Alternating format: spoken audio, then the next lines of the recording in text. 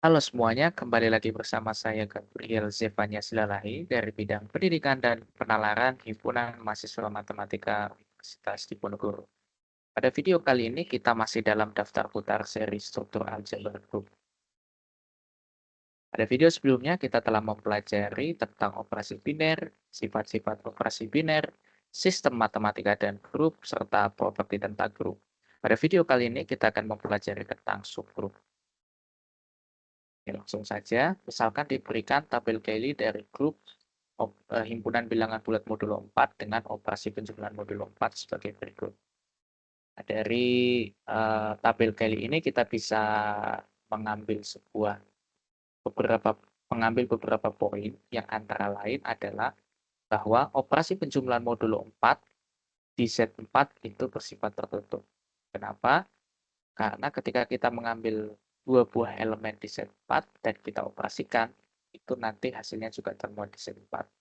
Kemudian dia juga well defined, dia asosiatif, ada 0 sebagai elemen identitas, dan setiap elemen di set 4 memiliki inverse-nya. 0 inverse-nya 0, 1 inverse-nya 3, 2 inverse-nya 2, dan 3 inverse-nya 1. Lalu sekarang kita perhatikan suatu subhimpunan dari set 4, katakanlah H yang anggotanya adalah 0 dan 2. Dengan operasi penjumlahan modulo 4 diperoleh tabel Cayley dari H sebagai berikut. Kalau kita perhatikan operasi penjumlahan di modulo 4, operasi penjumlahan modulo 4 di H ini itu merupakan operasi biner. Kenapa? Karena dia tertutup dan well defined. Juga dia asosiatif, ada elemen netral 0, lalu setiap elemen di H ini memiliki elemen inverse-nya. 0 inverse-nya 0, 2 inverse-nya 2. Oleh karena itu, H dengan operasi biner penjumlahan modulo 4 ini juga membentuk sebuah grup. Lalu kita perhatikan suatu subhimpunan lain dari Z4 yang katakanlah K itu beranggotakan 0 dan 3. Dengan operasi yang sama, kita peroleh bahwa operasi penjumlahan modulo 4 ini tidak tertutup di K. Kenapa? Karena ada dua elemen di K yang ketika kita operasikan itu menghasilkan satu elemen yang tidak termuat di K. Oleh karenanya, K tidak membentuk grup terhadap operasi penjumlahan modulo 4. Operasi plus 4 bersifat tertutup di H, dan operasi plus 4 tidak bersifat tertutup di K.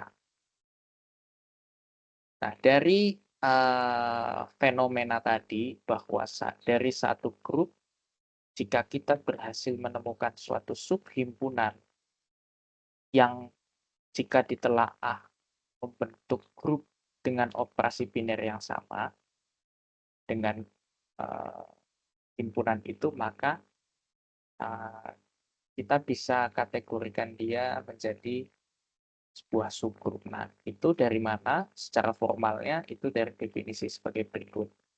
Diberikan grup G dan H merupakan subhimpunan dari G yang tertutup terhadap operasi biner pada G. Himpunan H disebut subgrup dari G jika H membentuk struktur aljabar grup terhadap operasi biner yang sama pada G.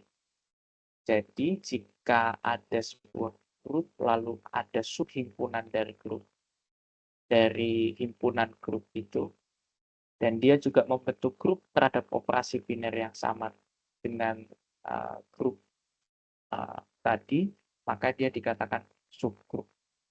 Seperti misalkan tadi kalau pada contoh berarti H itu adalah subgrup daripada Z4, tetapi K bukan merupakan subgrup dari Z4. Nah, H subgrup dari G itu dinotasikan dengan seperti ini notasinya. Nah, untuk contoh-contohnya itu yang pertama itu misalkan diberikan himpunan 3 set yang didefinisikan sebagai yang ada di layar. Kemudian perintahnya adalah tunjukkan bahwa 3 set merupakan subgrup dari set di bawah operasi penjumlahan biasa. Yang pertama, kita harus menunjukkan bahwa ini harusnya yang kedua jadi nomor 1 ya. bahwa 3Z ini bukan merupakan himpunan kosong.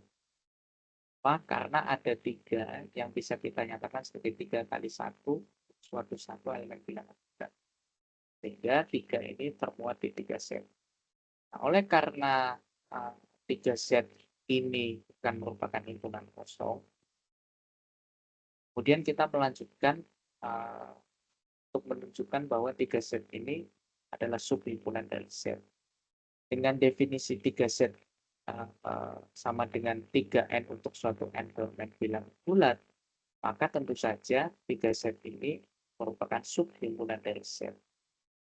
Kemudian selanjutnya, karena 3Z ini bukan merupakan himpunan kosong, kita bisa mengambil sebarang 2 elemen di 3Z, katakanlah 3A dan 3B.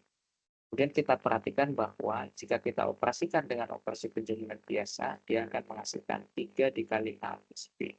Karena A plus B ini adalah satu himpunan, satu bilangan bulat. Nah, dengan memanfaatkan ketertutupan operasi penjumlahan biasa di Z, A plus B ini juga merupakan bilangan bulat. 3 dikali bilangan bulat itu merupakan bentuk dari elemen di 3Z. Oleh karena itu, hasil operasinya juga termuat di 3Z. Di awal kita telah membuktikan bahwa 3Z itu merupakan subhimpunan dari Z. Nah, dengan memandang hal tersebut, kita bisa menurunkan sifat well-defined operasi penjumlahan biasa di Z ke operasi penjumlahan yang ada di 3Z. Sehingga operasi penjumlahan yang ada di 3Z ini bersifat well-defined. Lalu kita mengambil sebarang 3 elemen di 3Z, katakanlah 3A, 3B, dan 3C. Yang kalau kita operasikan, itu ternyata menghasilkan kesimpulan bahwa operasi penjumlahan di 3Z itu bersifat asosiatif dengan angka-angka yang ada. Kemudian ada 0 di 3Z yang bisa dinyatakan sebagai 3 dikali 0, di mana 0 merupakan bilangan bulat. Demikian sehingga untuk setiap 3A di 3Z berlaku 0 ditambah 3A yang sama dengan 3A ditambah 0 sama dengan 3A. Dalam hal ini 0 di sini sebagai elemen identitas dari 3Z terhadap operasi penjumlahan biasa. Kemudian untuk setiap 3A elemen 3Z terdapat minus 3A yang bisa kita nyatakan sebagai 3 dikali minus A.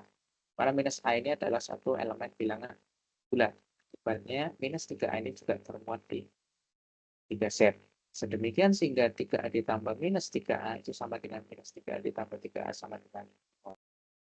Artinya, untuk setiap elemen di 3Z itu ada elemen inverse. Ya, ini adalah minus 3A.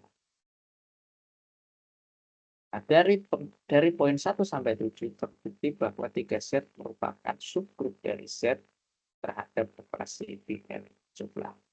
Kenapa? Karena kita berhasil membuktikan 3Z ini juga merupakan grup terhadap operasi biner yang sama dari grup Z terhadap operasi penjumlahan.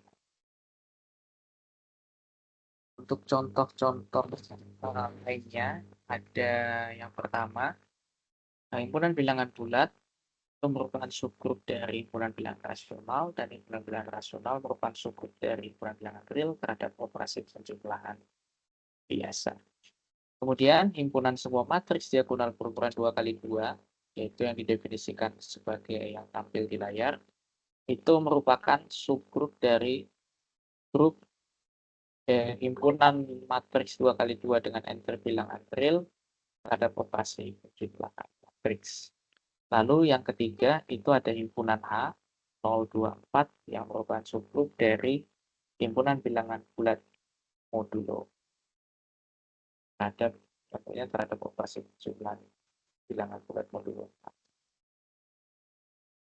Nah, sekarang kita masuk ke jenis-jenis subgrup. Yang pertama, jika G group dan H merupakan subhimpunan dari G, itu merupakan subgrup dari G, maka H dikatakan subgrup tak sejati dari G jika G itu sama dengan H.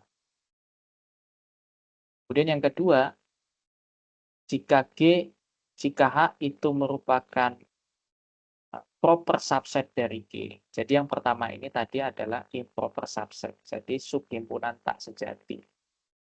Tapi yang kedua, jika H merupakan subhimpunan sejati dari G dan G tidak sama dengan H, maka H dikatakan subgrup sejati dari G. Kemudian yang ketiga, subgrup yang isinya hanya merupakan elemen identitas itu disebut subgrup trivial dari G. Sedangkan subgrup lainnya itu disebut sebagai subgrup non-trivial. Nah, jika kita perhatikan jika kita ingin membuktikan suatu subhimpunan dari satu himpunan itu merupakan subgrup dari grup itu memerlukan langkah yang cukup panjang dan memakan waktu yang tidak sedikit. Oleh karena itu, matematikawan menemukan suatu teorema yang mereduksi beberapa hal, demikian sehingga hanya perlu dibuktikan beberapa bagian saja. Nah, teorema itu dirangkum dalam teorema syarat perlu syarat cukup. Kira-kira begini bunyinya, diberikan sistem matematika G, operasi star yang merupakan sebuah grup, kemudian H yang bukan merupakan himpunan kosong dan H subhimpunan daripada G. Jika himpunan H itu merupakan subgrup dari grup G, jika dan hanya jika untuk setiap H1 dan H2 di H itu berlaku H1 star H2 inverse termuat di H. Jadi teorema ini digunakan untuk mengefisiensikan dalam membuktikan apakah suatu subhimpunan dari himpunan itu merupakan subgrup terhadap operasi biner yang sama. Nah, contoh penggunaannya itu sebagai berikut. Tadi kita telah membuktikan bahwa 3 set itu merupakan subgrup dari himpunan bilangan bulat terhadap operasi penjumlahan biasa. Kalau saya tidak salah ingat, pembuktian itu memakan 7 langkah dengan jika kita berpacu ke definisi subgrup. Tapi jika dengan menggunakan teorema syarat perlu syarat cukup, itu hanya memerlukan 3 langkah saja. Seperti berikut. Yang pertama, kita perlu menunjukkan bahwa 3 set ini bukan merupakan himpunan kosong. Jelas, karena terdapat 3 yang bisa dinyatakan sebagai 3 dikali 1 dengan satu bilangan bulat, sehingga 3 ini termuat di 3 set. Kemudian yang kedua, kita akan menunjukkan bahwa 3 set ini merupakan subhimpunan dari set. Yang pertama, kita mengambil sebarang 3A di 3 set. 3A itu kan artinya penjumlahan 3 berulang sebanyak A. Di mana 3 ini merupakan elemen bilangan bulat. Di mana menurut sifat closed operasi penjumlahan di bilangan bulat, 3A ini itu tertutup. Artinya hasil penjumlahan 3A ini itu juga termuat di set. Nah, oleh karena kita mengambil sebarang 3A itu dari 3 set, ternyata 3A itu juga termuat di set. Maka kita mengambil kesimpulan bahwa 3 set itu merupakan subhimpunan dari set. Kemudian yang ketiga, itu kita mengambil sebarang 2 elemen di 3 set, katakanlah 3A dan 3B. Dan kita perhatikan bahwa 3A ditambah 3B inverse itu sama dengan 3A ditambah minus 3B. Yang tak lain adalah 3A minus 3B yang sama dengan 3 dikali A minus B. Atau yang sama dengan 3 dikali A plus minus B. Di mana A plus minus B ini itu termuat di set. Sehingga 3A ditambah 3B inverse itu juga termuat di 3 set. Nah, menurut teorema syarat perlu dan syarat cukup, 3 langkah ini telah membuktikan bahwa 3 set itu merupakan subgrup dari set terhadap operasi penjumlahan biasa. Itulah contoh penggunaan dari teorema syarat perlu dan syarat cukup. Buktinya nanti diberikan secara terpisah. Nah, ini ada latihan soal. Silakan nanti teman-teman dikerjakan sebagai pemahaman untuk menguji pemahaman teman-teman semua. Diberikan grup G terhadap operasi biner SNAR, S1 dan S2 berturut-turut adalah subgrup daripada G. Tentukan apakah S1 iris S2 dan S1 gabung S2 itu merupakan subgrup dari G. Berikan argumen dengan jelas. Silakan bisa dicoba untuk pelatihan soal. Oke, mungkin itu dulu dari saya. Kita akan ketemu di video yang akan datang. Terima kasih.